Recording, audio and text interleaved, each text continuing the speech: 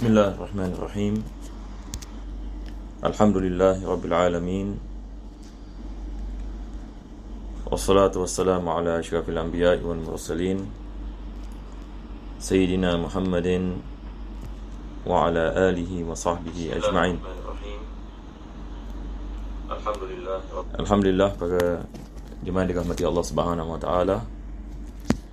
InsyaAllah kita akan meneruskan pengajian kita di dalam kitab Bulughul Maram karangan Al-Imam Ibn Hajar Al-Asqalani, dan kita memulakan pengajian kita dengan kita berdoa kepada Allah Subhanahu wa taala. Mudah-mudahan Allah memberikan kepada kita kebaikan dan menjadikan pengajian ini sebab pengampunan bagi segala dosa, dan Allah mengabulkan segala hajat dan selamatkan kita daripada segala bala dan bencana di dunia dan akhirat. Amin ya Rabbal Alamin.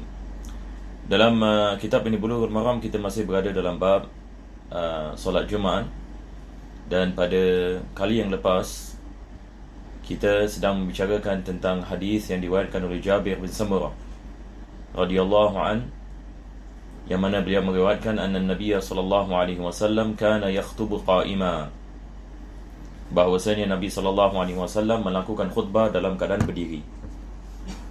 Maka dalam mazhab al-Imam Syafi'i, ia adalah rukun bagi khatib apabila melakukan khutbah, diwajibkan ke atasnya untuk berdiri kalau sekiranya dia mampu.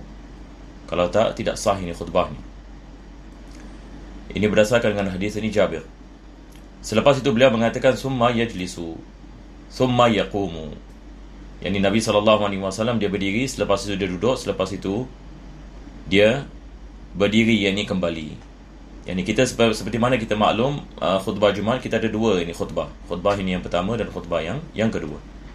Dan kita memisahkan khutbah yang pertama dan khutbah yang kedua dengan duduk yang ringkas. Naam. Faman amba'aka annahu kana yakhtubu jalisan faqad kadzab. Yani beliau mengatakan barang siapa yang mengatakan Nabi SAW khutbah dalam keadaan duduk, maka sesungguhnya dia telah menipu. Akhrajahu Muslim. Hadis ini diriwayatkan oleh Al-Imam Muslim. Hadis ini yang sahih. Maka insya-Allah pengajian kita pada hari ini kita akan masuk kepada hadis 451. Ini yang hadis rangka yang kita telah sampai ini kepadanya. Dan kita Bulughul Maram ini, untuk pengetahuan ini para jemaah sekalian, kuliah Zuhur tiap-tiap minggu. Saya rasa dah selama mungkin 5 tahun kita sudah mengadakan kuliah ini Bulughul Maram. Mudah-mudahan Allah Subhanahu wa taala berikan kita taufik dapat kita mengkhatamnya insya-Allah. Hadis ini yang seterusnya, wa an Jabir bin Abdullah radhiyallahu an. Diriwayatkan oleh Jabir bin Abdullah. Sebelumnya adalah Jabir bin Samurah, maka dia adalah dua Jabir ini yang berbeza. Kita ada Jabir bin Samurah, ini ada sahabat Nabi SAW, dan juga kita ada Jabir bin Abdullah, juga ini sahabat Nabi SAW. Jadi sahabat-sahabat Nabi SAW ada beberapa nama Jabir. Jadi bila kita dengar ini nama Jabir, maka kita harus ini memastikan yang ini Jabir yang mana satu yang dimaksudkan. Maka beliau mengatakan qala kana Rasulullah sallallahu alaihi wasallam idza khataba ihmarrat aynah. Yani dia mengatakan Nabi sallallahu alaihi wasallam apabila memberikan khutbah, matanya menjadi merah. Matanya menjadi merah. Ini kenapa ya ni? Kita hari ini kita menanyakan ini, misalan kalau sekiranya seseorang itu matanya ini menjadi merah, ini apa maksudnya? Yani kebiasaannya kita mengatakan apabila dia sedang memikirkan atas sesuatu perkara yang sangat-sangat mementingkan, sehingga kan ini menyebabkan kepanasan pada matanya, pada badannya, dan menyebabkan kemerahan keluar pada matanya. Begitu juga apabila seorang itu sedang marah misalan atas sesuatu perkara, ataupun memikirkan mendalam tentang sesuatu perkara, maka matanya menjadi merah. Ini menunjukkan bahawasanya Nabi SAW apabila memberikan khutbah, beliau memberikan khutbah dengan penuh ketekanan kepada isi khutbah yang disampaikan oleh beliau. Dan ini adalah daripada sebab apabila seseorang itu mendengar khutbah daripada hati yang sangat terkesan dengan apa yang disebutkan, sehingga kan ini kita dapat melalui mendengar suara tersebut, kita juga ini mendapatkan kesan daripada apa yang disampaikan. Ini menunjukkan ada kepentingan di sebalik mesej. Tetapi kalau khatib ini misalan sambil khutbah, sambil ketawa misalan, ataupun membicarakan perkara-perkara misalan yang lucu dan sebagainya, maka ini kebiasaannya akan menyebabkan orang tak begitu serius untuk mengambil nasihat yang disampaikan di dalam khutbah. Maka kita lihat daripada cara khutbah Nabi SAW adalah dia menekankan apa yang dia menyampaikan, yakni menunjukkan kepada kita apa yang disampaikan itu adalah perkara yang sangat-sangat penting, sehingga kan ini dapat dirasai daripada suara beliau, dan begitu juga dengan keadaan diri beliau. Ini perkara yang pertama, ihmaratani ainahu wa ala sautuhu, dan beliau mengangkatkan suaranya. Beliau mengangkatkan suara. Maka mengangkatkan suara dalam khutbah juga adalah daripada perkara yang sunnah, supaya ia akan menyebabkan orang yang mendengar khutbah ini akan dalam keadaan konsentrasi. Tapi kalau sekiranya khutbah dengan suara yang layu misalan, kebiasaan kita lihat banyak orang tidur di dalam khutbah Jumaat. Kalau sekiranya khatib berbual dengan lembut, misalan dia tidak mengangkatkan suaranya, dan suaranya monoton misalan dia baca macam seperti zaman sekarang baca teks seperti apa, seperti news caster misalan, maka ini tidak memberikan kesan kepada orang yang mendengarnya. Maka daripada sini kita dapat mengetahui cara-cara Nabi kita SAW apabila dia menyampaikan khutbah. Jadi bila kita menyampaikan khutbah, kita harus melihat kepada perkara-perkara ini yang disampaikan khutbah dengan suara dengan suara yang kuat. Bukan maksudnya terlalu kuat sehingga kan kita memekik sebagainya, tetapi maksudnya kita menaikkan sedikit suara lebih daripada biasa kita berbicara, dan kita menekankan makna. Ini adalah perkara yang sangat penting. Kita menekankan makna dan kita merasakan kepada para jemaah yang mesej ini sangat penting sekali. Walaupun kita membicarakan tentang ketakwaan kepada Allah Subhanahu Wa Taala, kita menasihatkan orang supaya orang bertakwa kepada Allah, berhenti melakukan maksiat, kembali kepada Allah, bertaubat kepada Allah, berdoa kepada Allah dan sebagainya. Maka kita melakukan insya-Allah ini dengan penuh ketekanan, kita menekankan makna. Kita menekankan makna yang keluar daripada hati, bukan setakat kita baca tanpa kita menekankan makna. Ala sautuhu, yakni suaranya lantang, diangkat. Washtadda ghadabuhu, maka kemarahannya menjadi apa? Ishtadda, ini perkataan ishtadda daripada syadid, dia menjadi meningkat. Kemarahannya ini meningkat. Ini adalah daripada cuba kita bayangkan daripada sifat khutbah Nabi SAW. Lebih-lebih lagi Nabi kita SAW apabila membicarakan tentang maksiat misalan, supaya kita jauhkan diri kita daripada melakukan maksiat, menjauhkan diri kita daripada melakukan zina, membicarakan tentang azab Allah Subhanahu Wa Taala sebagai misal. Maka benda-benda seperti ini wajar kita dapat faham kalau sekiranya seseorang itu membicarakan dengan terkesan akan jijiknya perkara seperti ini, dan menerangkan kepada para jemaah akan kepentingan untuk kita meninggalkan ini. Ia memberikan kesan dengan dengan keadaan kita, dengan suara kita, dengan emosi kita misalnya, maka ini akan menyebabkan orang akan mendengar khutbah dan tidak tidur. Biasanya begitu. Kalau kita lihat, kalau khatib suaranya lantang dan dia menekankan makna, dan dia apabila membicarakan perkara yang perlu kepada ketenangan, kadang-kadang dia menzahirkan kemarahannya terhadap maksiat dilakukan dalam masyarakat misalan yang maha rajalela misalan, ini akan memberikan kesan kepada hati manusia, yang akan melekat pada hati mereka, yang mana mereka keluar daripada khutbah dalam keadaan mereka juga mahu berjaga-jaga daripada terjebak dalam perkara tersebut, sebab mereka mengetahui ini adalah perkara yang sangat serius. Sangat ini serius. Kalau tidak, yang ni ada orang ini mungkin dia tahu itu maksiat, tapi dia mengatakan tak apalah, dosa kecil, tak apalah. Kita banyak yang ni ambil ringan. Tapi bila kita dengar yang ni tentang adab, kita dengar ini tentang kepentingan untuk meninggalkan satu perkara dan sebagainya, menyebabkan kelemahan Allah Subhanahu Wa Taala yang ni, maka orang ini dapat ini berubah ini persepsi ini mereka. Dan selepas itu beliau mengatakan hatta ka'annahu mundhiru jaishin. Ini cuba bayangkan ini, dia mengatakan seolah-olah beliau ni adalah mundhiru jaish. Jadi mundhiru jaish, ini satu orang misalnya dia ada tentera, misalnya dia nak memberikan arahan ini kepada tentera.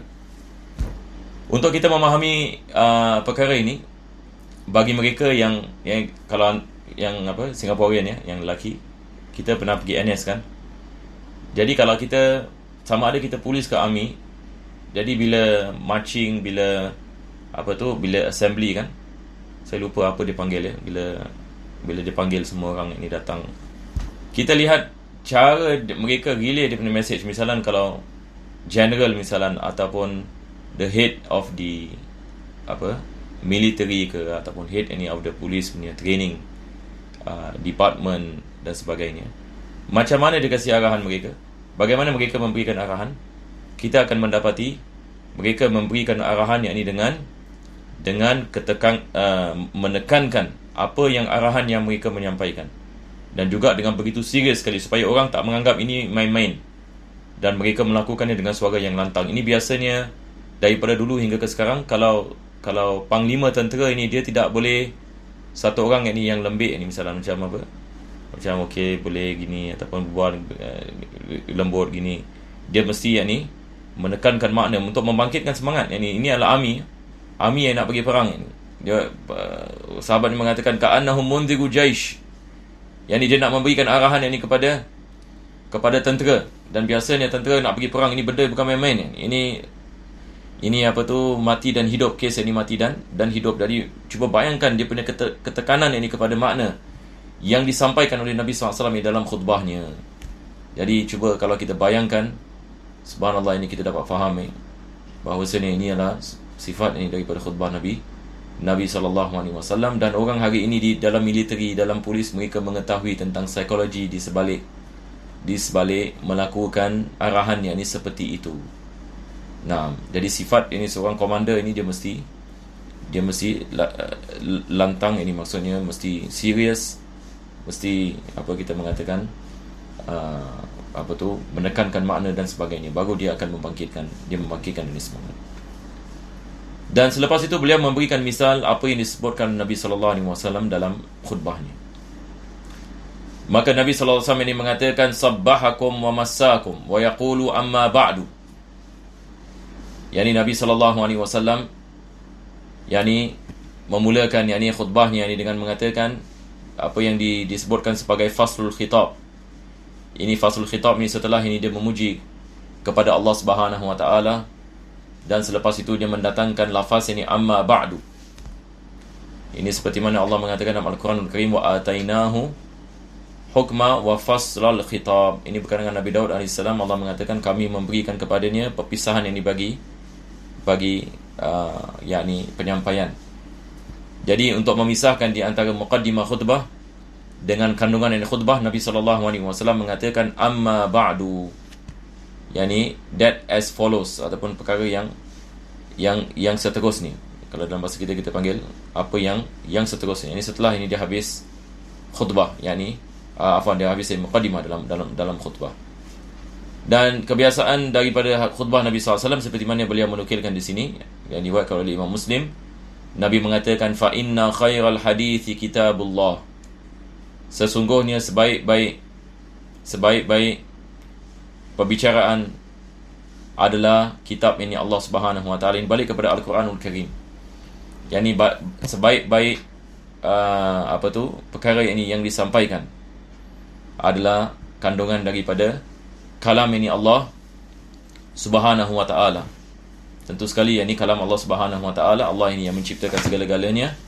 Maka dia yang kita mengatakan mempunyai ilmu yang di atas segala-galanya. Jadi ini adalah daripada sirah, khutbah Nabi SAW yang biasa disebut ini oleh beliau. Fa inna khairal hadis kitabullah wa khairal hadi hadi Muhammadin sallallahu alaihi wasallam. Dan sebaik-baik cara adalah cara Nabi Muhammad sallallahu alaihi wasallam. Ini adalah seperti mana Allah mengatakan, laqad kana lakum fi rasulillahi uswatun hasanah liman kana yarjullaha wal yawmal akhir. Ini Allah mengatakan sesungguhnya Nabi sallallahu alaihi wasallam adalah sebaik-baik contoh bagi kamu, bagi mereka-mereka yang nak mendekatkan diri kepada Allah Subhanahu Wa Taala, yang nak mendapatkan anugerah yang daripada Allah Subhanahu Wa Taala. Wa khairal hadi hadi Muhammadin sallallahu alaihi wasallam wa syarrul umuri muhdatsatuha. Dan seburuk-buruk perkara adalah perkara-perkara yang direka. Seburuk-buruk perkara adalah perkara yang direka. Yang ini maksud yang direka di sini adalah direka dalam agama. Yang ini perkara yang diada-adakan, yang tidak ada unsur dalam agama, dan dia bercanggah dengan agama. Apa maksudnya di sini? Kita lihat banyak perkara direka, misalan dalam segi kita lihat perubahan dunia ini, misalan daripada zaman Nabi SAW ini sampai hari ini, banyak benda-benda yang sudah direka. Zaman dahulu misalan tidak ada kereta, tidak ada kapal terbang dan sebagainya, maka benda-benda ini direka. Dulu ini tidak ada kilang seperti mana kilang yang kita ada sekarang. Dulu tidak ada madrasah seperti mana kita ada madrasah sekarang. Dulu tidak ada universiti seperti mana universiti yang kita ada pada hari ini dan sebagainya. Begitu juga dengan teknologi yang kita ada pada hari ini, internet dan sebagainya. Ini semua adalah benda-benda yang direkai. Tetapi yang dimaksudkan di sini adalah seburuk-buruk benda yang muhdatsat. Yang muhdatsat ini maksudnya benda yang direkai. Nanti kita akan membicarakan tentang makna bid'ah. Benda yang direkai, sama ada kita membicarakan benda yang direkai dalam keduniaan, yang ini maksudnya dalam seperti mana saya mengatakan tadi, kereta, begitu juga dengan internet dan sebagainya. Dan ada perkara yang direkai dalam agama. Jadi yang dimaksudkan dengan muhdatsat di sini adalah benda-benda yang bersangkut paut dengan agama, yang direkai oleh manusia, yang tak ada kena mengena dengan agama. Jadi kalau sekiranya seseorang mendatangkan sesuatu amalan misalan, ataupun sesuatu fahaman yang bercanggah dengan apa yang dibawa oleh Nabi SAW, maka ini kita mengatakan perkara yang muhdats, perkara yang baru, yang direkai oleh manusia, yang bercanggah dengan akidah Islam, ataupun yang bercanggah dengan amalan Islam, dan ataupun bercanggah dengan akhlak yang dibawa oleh Islam. Jadi kita ada banyak misalan kalau kita nak membicarakan tentang benda-benda yang direkai di dalam agama. Kita boleh membicarakan benda-benda dalam masalah akidah, benda-benda dalam masalah amalan-amalan kita yang kita mengamalkannya dalam isu akhlak misalan.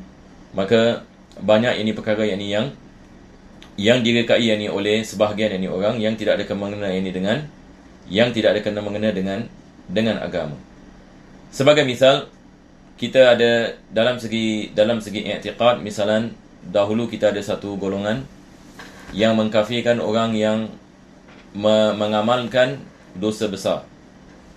Yang daripada golongan Khawarij pada zaman dahulu. Mereka mengkafirkan orang yang melakukan dosa besar.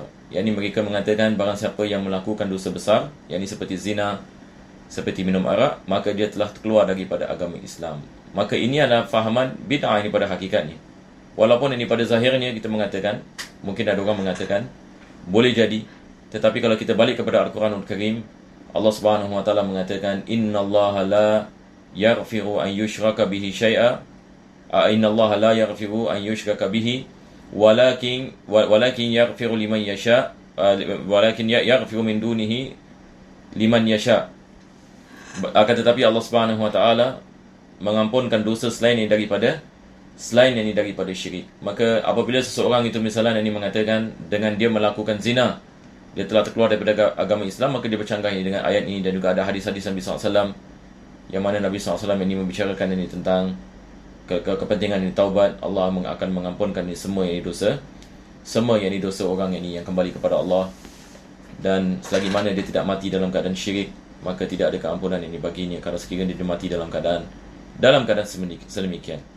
Ini adalah daripada misal. Jadi dulu ini golongan ini Khawarij, mereka terkenal dengan fahaman ini sehingga mereka mengkafirkan sebahagian daripada sahabat Nabi SAW. Mereka mengkafirkan misalnya Sayyidina Ali bin Abi Talib dan menyebabkan pembunuhan ini dan sebagainya.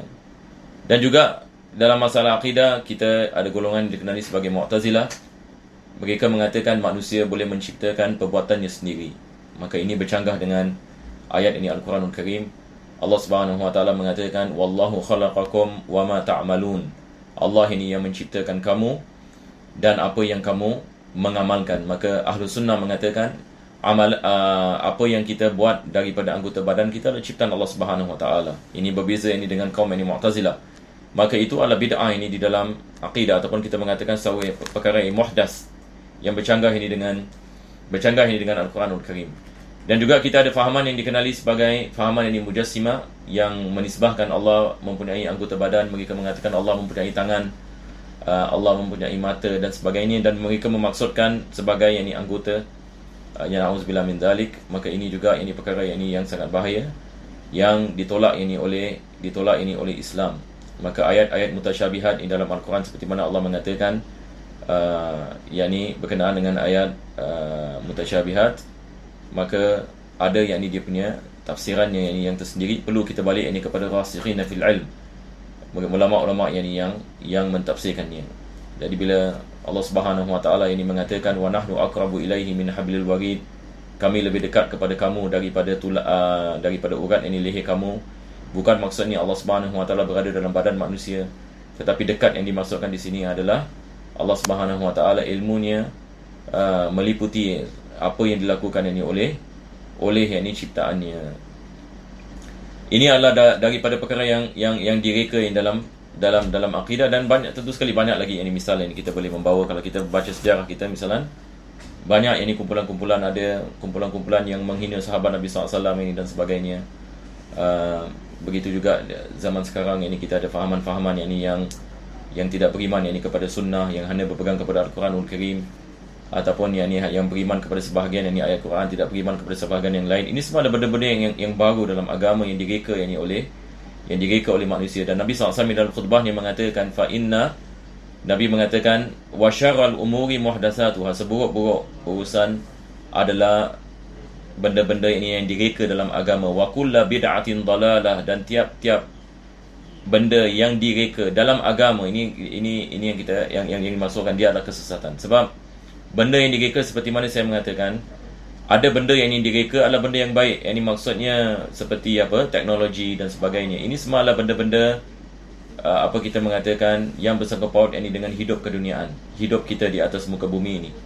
Seperti rumah kita misalnya, zaman dahulu rumah dibuat daripada tanah. Ini zaman sekarang ini rumah ini dibuat daripada besi ke, ataupun ini daripada yang piling yang kita ada ini dan sebagainya. Ini kalau dalam segi bahasa kita mengatakan bid'ah, sebab dia ada perkara yang dicipta. Sebab asal perkataan bid'ah dan muhdas ini perkara yang dicipta, perkara yang diadakan. Kalau dalam segi bahasa yang tanpa misal ini sebelumnya. Itu sebab dalam Al-Quran Allah mengatakan Allahu badi'us samawati wal ardh.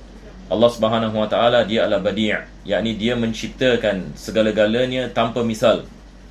Dia menciptakan segala-galanya tanpa misal. Jadi Allah Subhanahu wa taala adalah badi'. Jadi bid'ah ini maksudnya satu perkara yang baru yang tidak ada misal sebelumnya.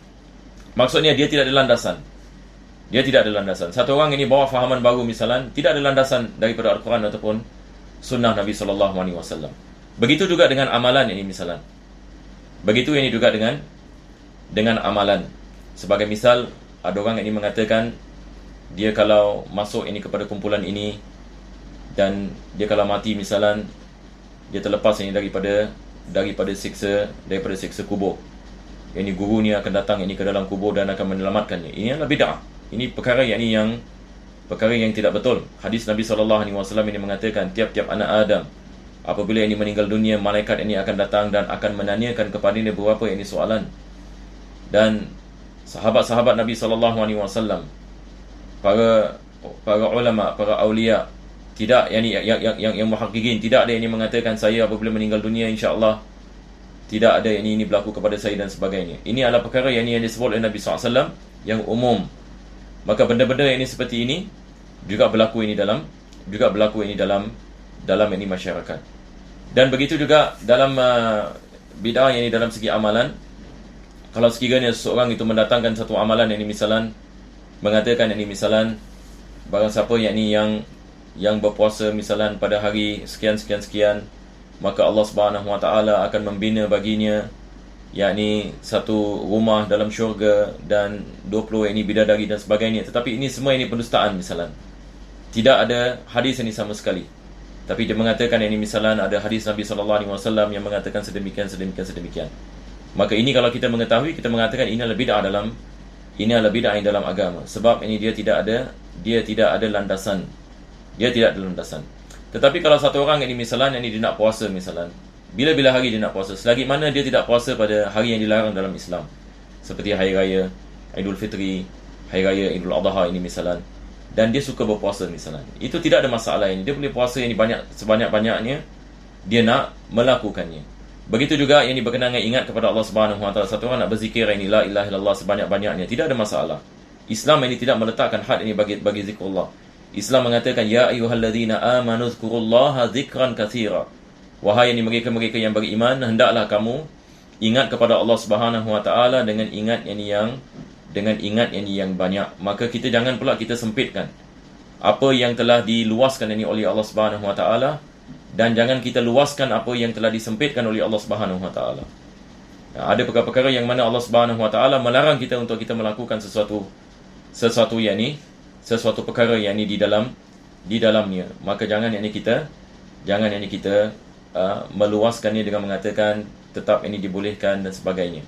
Maka ini semua adalah perkara-perkara yang kita harus mempelajari dan kita berjaga-jaga supaya kita tidak terjebak ini dalam apa yang disebutkan oleh Nabi SAW, yang mana Nabi mengatakan wa kullu bid'atin dalalah, yakni semua rekaan yang direka dalam agama yang tidak ada landasan daripada Al-Quran ataupun sunnah Nabi SAW ataupun ijma' ini ulama ataupun qiyas ataupun berdasarkan dengan ijtihad ini yang sahih, kesemuanya adalah dalalah, yakni dia adalah kesesatan. Itu sebab kita mengatakan apa saja yang kita mengamalkan daripada para ulama ada asas baginya. Ada asas ini baginya. Kalau saya ada masa, saya boleh membicarakan. Yakni ada benda-benda yang mana kita kadang-kadang ada salah faham. Ada orang ini dia disebabkan dia tak tahu, dia menyalahkan orang lain. Dia mengatakan ini amalan tak ada asasnya, tidak ada hadisnya, tidak ada gini, tidak ada gini. Tetapi dia tidak mengetahui sebenarnya ada, tapi dia menyangkakan tidak ada. Jadi ini kadang-kadang banyak berlaku dalam masyarakat kita. Itu sebab ini kita berhajat ini untuk kita mempelajari perkara ini dengan baik, supaya yang ini kita mengelakkan daripada kita terjebak ini dalam betul-betul ini dalam bid'ah yang tercela. Dalam masa yang sama juga kita tidak menjadi orang yang menyalahkan orang lain yang ini tanpa yang ini ilmu yang kukuh. Mudah-mudahan Allah Subhanahu Wa Taala memberikan kepada kita taufik dan hidayah. Hadis ini adalah hadis yang diriwayatkan oleh Muslim. InsyaAllah pada kali yang akan datang kita sambung lagi sikit hadis ini. Mudah-mudahan Allah berikan kepada kita taufik. Wa sallallahu ala sayyidina Muhammadin wa ala alihi wa sahbihi wa sallam. Walhamdulillahi rabbil alamin.